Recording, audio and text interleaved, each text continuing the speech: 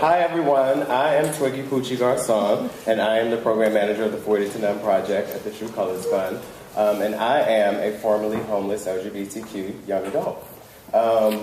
It took me a while to become comfortable enough to share my own experiences, but when I realized the power of storytelling and what it means to be an expert of one's own experience, it made it that much easier. So I'm not going to make this about me. I'm going to introduce the two astounding young people who will be before you today to tell you what they think you should know. One is Daniela Carter, and the other is Trey Williams.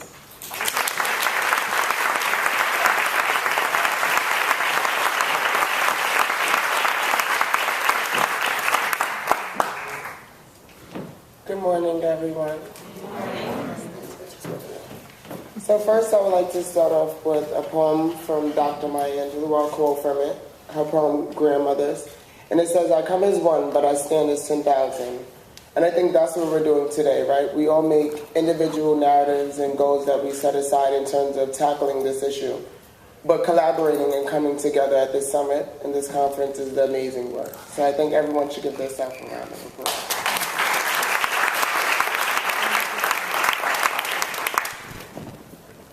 Hi, my name is Daniela Carter. I'm a 20-year-old woman of transgender experience currently residing in New York City. And first I would like to thank you to True Colors, Sydney Lauper, Jama, Twiggy, and everyone for giving me this opportunity to share my experience, strength, and hope. My goal today is to build visibility and hope that there will be new affirmative policies for all LGBTQ youth particularly who's often marginalized in their communities and society at large. So my journey begins when I was 18 months old after being placed in New York City's foster care system. After being placed in New York City's foster care system, I was faced with unspeakable sexual, physical, emotional, and mental abuse from the very individuals instructed to keep me safe. I'm sorry. Just do me a favor. Can you just hold this? No. All right. I transitioned from a broken home to a boarding school upstate where I continued to encounter discrimination and violence related to my gender expression and self-identification. To this day, I have permanent scars and bruising and emotional abuse from my peers, and I'm so sorry. Yes, I just need to breathe. Okay.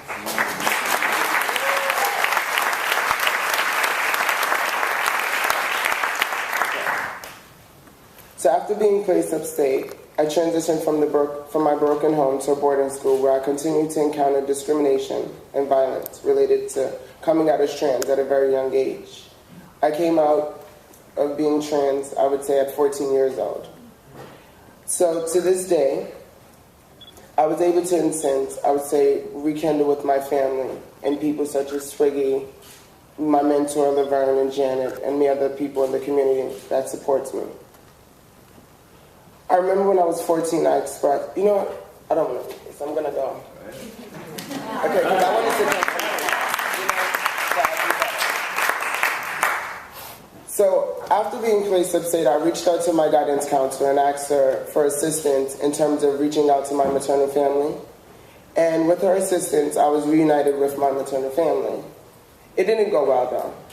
When meeting with my maternal mother, to this day, I still have physical and emotional scars that she left because of the lack of understanding that she had of me.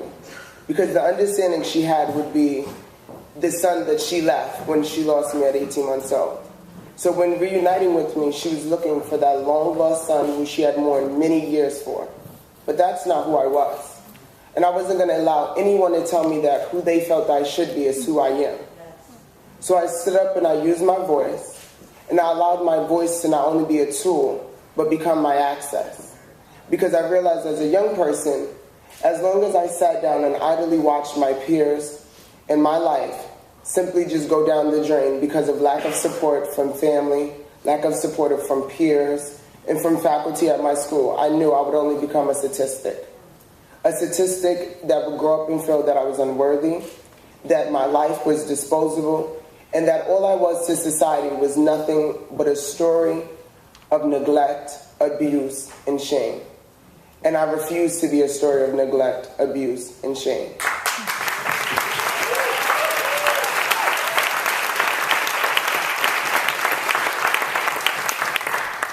So I started standing up, using my voice, helping my school, because at the time I was living in Westchester County, in Hastings, and they didn't have a clear understanding what trans was, because all they knew is that I was supposed to be the student who came from this emotionally broken home, just another minority trying to make it with no understanding. But I knew I would no longer be that minority with no understanding if I gave them the understanding of me, such as going on Google, because there's not many, sites you can reach out to or informational guides that tells you what trans is. This is a conversation that's very complex, that many people haven't created the space for, created, in a sense, the access, the tools to build this conversation of what normality can look like and is for trans youth. So since that journey, I've been able to reach out to my mentor, who's now Laverne Cox, and reaching out with Laverne, she has given me access not only to extraordinary people, but tools that has become a lifelong success for me. Because I've been able to use my voice as a youth not to only empower my peers, but adults. So not only adults, but people who are still living on the street, as I now go home to my own apartment from overcoming these adversities, these insurmountable odds that many teens feel we can't overcome. We feel our lives is only left until the subway station to hopefully, someday someone will look at us and say we're worthy. That someday we'll be another voice again to stand up, speak out. But unfortunately, most of us were just a good cup of coffee or just a small walk around of a park so someone can use our life for their success. And I refuse to allow someone to use my life, my insurmountable odds, to create their success. Why not create my own?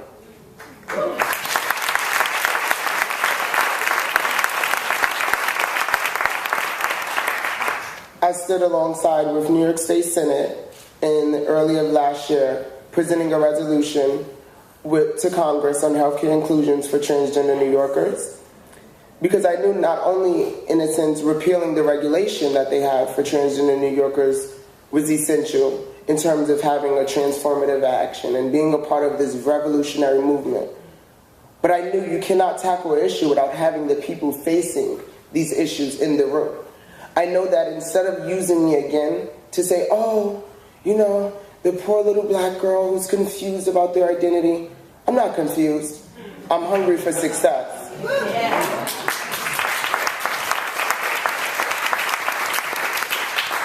And the one thing I want you to know is that as a youth, we don't want you to just give us a book to read. We don't want you to just sit down and hear our stories. We want to know what love feels like. We want to know that we can be loved again. Because for so many years, what we were taught love is only felt like neglect and abuse. So if you're growing up feeling love, but you're getting beaten, you're having these physical scars, that can't be love. Because when you walk out into the world and you see what love looks like, when people are having their daughters with designer bags and their son saying, hey, yeah, we're going to the Yankees game, we're going to Cancun or wherever, you're seeing that as the unimaginable. You can't see that as a reality, because your reality is, where do I go to find a meal? Where do I go to find support? Because when I'm facing an issue such as homelessness, no housing stability, how can I feel comfortable to pursue education? Because I have to choose, either I have to lay in this bed tonight or I have to have no education.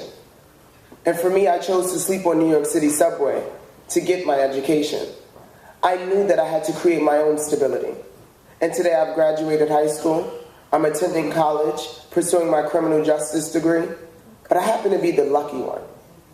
And see, the lucky one is only because I knew that either my life would end on this 2 train, the 3 train, or I knew I had to use that train to ride me all the way through to a better life.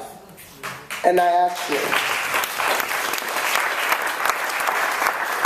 actually, when will you now use not only my voice, the same people you work countless hours for? You wake up maybe 4 or 5 o'clock in the morning, 3 o'clock, don't go to sleep, run on off for coffee, But when are you going to take their life from just a story, from taking it to a media stigma, social stigma, and help them see life success, longevity of success? Turn their unimaginable to their reality. Thank you.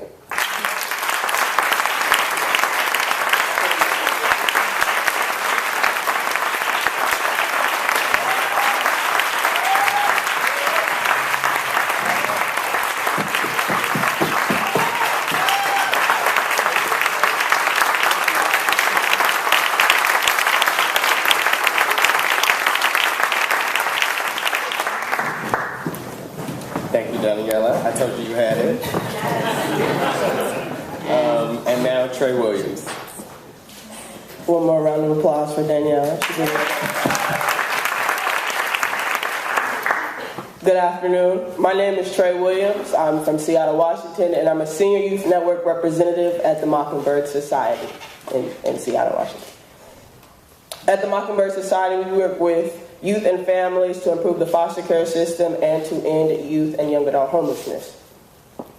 We do this by teaching youth and the young adults that their personal experiences are how they can be their own best advocates. So it's what they've been through, which is going to help them get to what they can find, or what can help them end homelessness or end abuse in foster care or end all the issues in going to jail as a juvenile.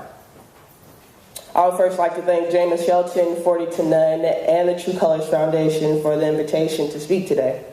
I'm excited to meet everyone here, and I'm ready for a new experience to learn, collaborate, and contribute thoughts and ideas on how to end LGBTQ youth and young adult homelessness.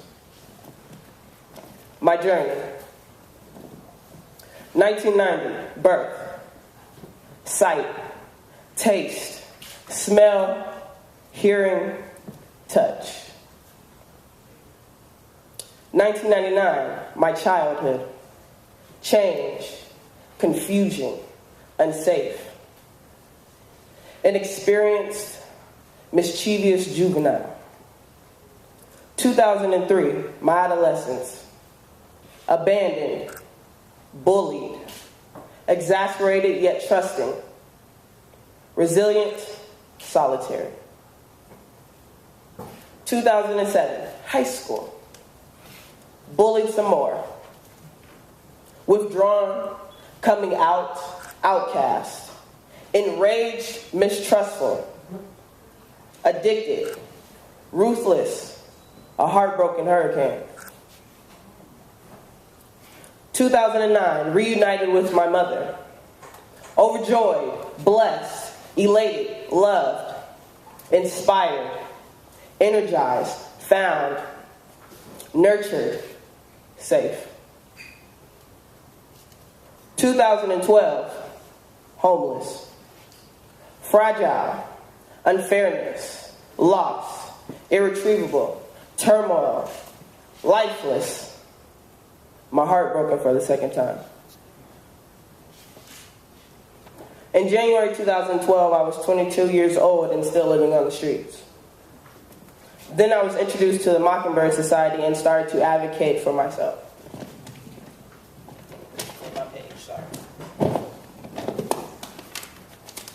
Today, my outlook on life is the opposite of what I would have ever expected it to be. I feel humbled and hopeful. My vocabulary now consists of advocacy, policy change, legislature, collaboration, public speaking, community education, ending homelessness. I stand for opportunities for youth to get their education. I stand for interesting, challenging job trainings that will help youth learn and earn. I stand for community engagement. I stand for all youth having access to a safe, stable home and a loving family. I stand for supporting other youth and teaching their communities the way out of homelessness and into new beginnings. I'm no longer homeless. I'm no longer alone. When I wake up in the morning, I smile because I have 3 jobs, a roof over my head, and people I call family. I'm no longer fighting for my freedom, but to improve the foster care system and end youth and young adult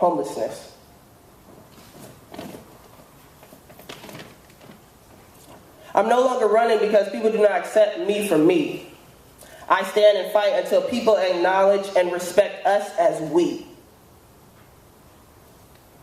What I want you to know is that we are here, we are proud, we are strong, we are free. The life we did not choose is the life that people find so hard to accept. We lose everything and are giving nothing. Homelessness is an issue, not a choice. And the way we change this is to use our voice. Right now, my voice. Yeah. My experiences have molded me, and my advocacy has brought me all the way to New York City for my first time. I'm so excited.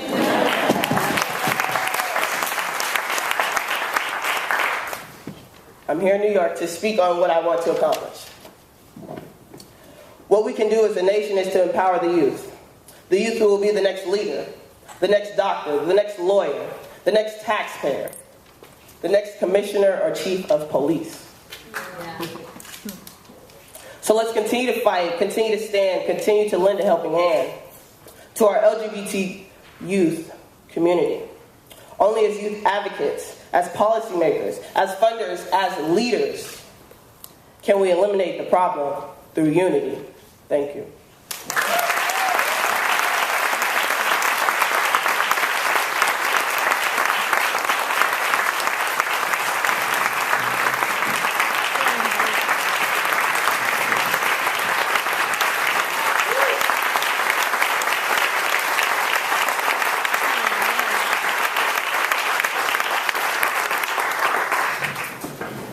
And so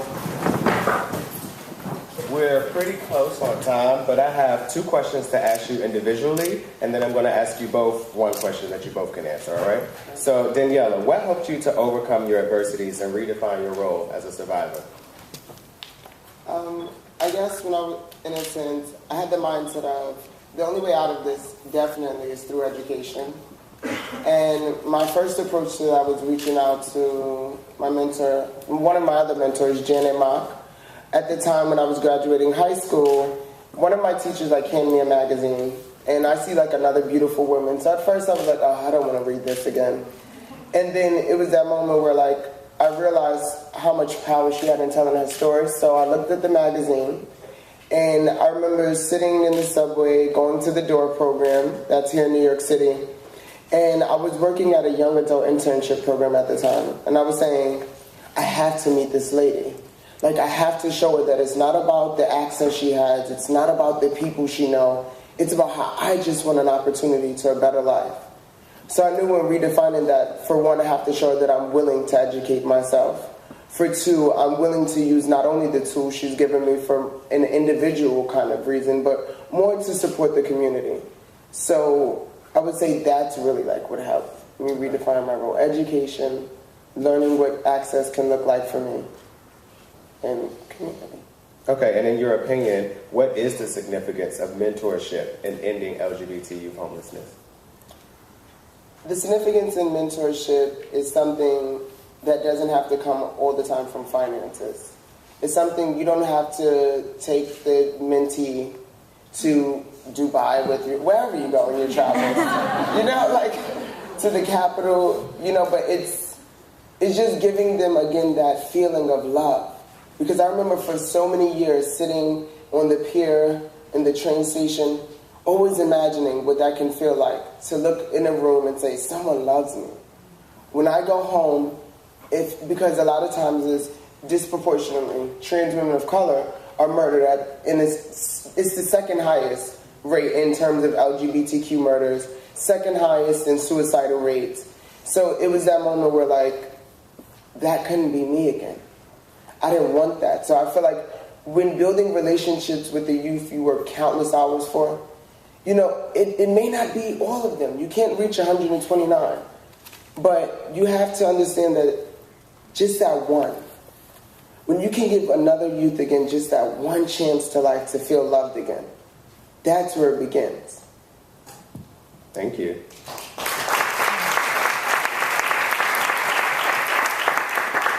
So Trey, why do you think it's important for LGBT youth who may have experienced homelessness or housing instability to share their stories? I think it's important because just based off personal experience myself. I was homeless 10 years, and I didn't find out or end my homeless or understand fully what I was going through or how people treated me because of who I identified until 2 years ago, and that was because I started using my voice at Mockingbird. I feel it's some people, they don't want to use their voice because they're scared, or they don't want people to continue to talk about them, or to continue to put them down, or continue to have their own stereotypes about them. At the end of the day, people are always going to have stereotypes. Stereotypes are not going to go away. They've been here since day one. They're going to stay here until we die. They're not going to go away. The only thing I can say is by using your voice, you can help end those stereotypes within yourself. It helps you think of yourself stronger. It helps you think of yourself as a better human being, a better person. It helps you grow, reach your access, like Danielle said. That's the best way, Danielle. And my second question for you is, what improvements to the foster care system do you think would attribute to reducing and ending LGBT youth homelessness? Oh man, there's a lot. There's so many things. I can name 100. Well, they're listening up, so just... Okay, well, let me start real quick. Okay, no, I'm just playing. I just say more educating the community, you know. A lot of people are scared about what they don't know. You know, they fear about what they don't understand. And I feel the more that we educate and the more that we teach and the more that we preach and the more that we show that this is not going to go away and this is actually something that can help you and me as well, all of us together in youth homelessness. You know, so I feel that we just have to keep speaking on it, you know, keep advocating, keep talking about it, keep educating. Okay, thank you.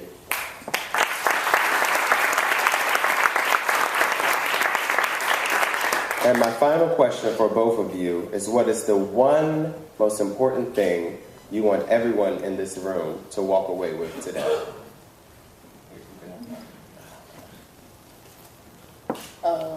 The one thing I want you guys to walk away with, well, one, I guess this is like a promotional thing, but I'm going to be on like MTV and Logo sharing my life on October 17th at 7 p.m. So that's one thing, right? I guess. But then the second thing is, I say tackling the issue is not just, I think it's, but not just speaking about it. Right, because I think when addressing these issues, when you hear like youth homelessness, many of you, as I'm sure you have guest homes, vacation homes, and if not, you have someone who else you know who may have one.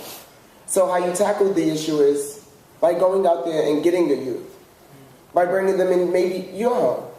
If you don't have the time or the schedule or the patience, you know, it's easy to talk about it than to go and be about it in a sense and do the work. Not just on a more professional level, but on a personal level. So I think when addressing these issues, when you go back to the Capitol, you go back to your offices across this country, let a youth have, again, that experience to know that if my colleague can't do it, I'll do it.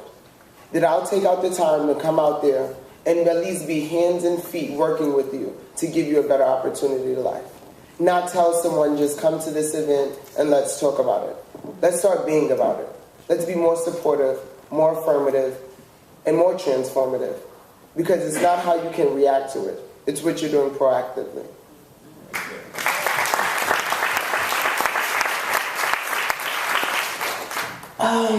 Man. I would say it's more than what we talk about. Like she said, it's more than speaking. Not only do we speak a lot, but it's a little bit more than that. I would say that I want you guys to know that we as homeless youth, we're not just, you know, homeless bums, or we're not just smelly youth, or we don't just not care about society. We actually go to school while we're homeless. We actually work jobs while we're homeless. We actually find places to bathe. We're actually pretty, excuse my language, but damn resilient. We do a lot while we're homeless. You know, we don't want open arms. We want to be loved, but at the same time, we want to know that you can do this. You can accomplish this. You're good at this. You're great at this. I can see you being a lawyer. I can see you being a doctor. I know so many homeless youth who should be millionaires, but they're not because they're homeless. So, like she said, open your homes, open your hearts, open your hands, open everything you can. Don't just say you're going to do something and not do it. Be sincere with it and actually really do it. Yeah. Thank you. And open your wallet. So, can everyone in the audience please stand and give a round of applause for Diana?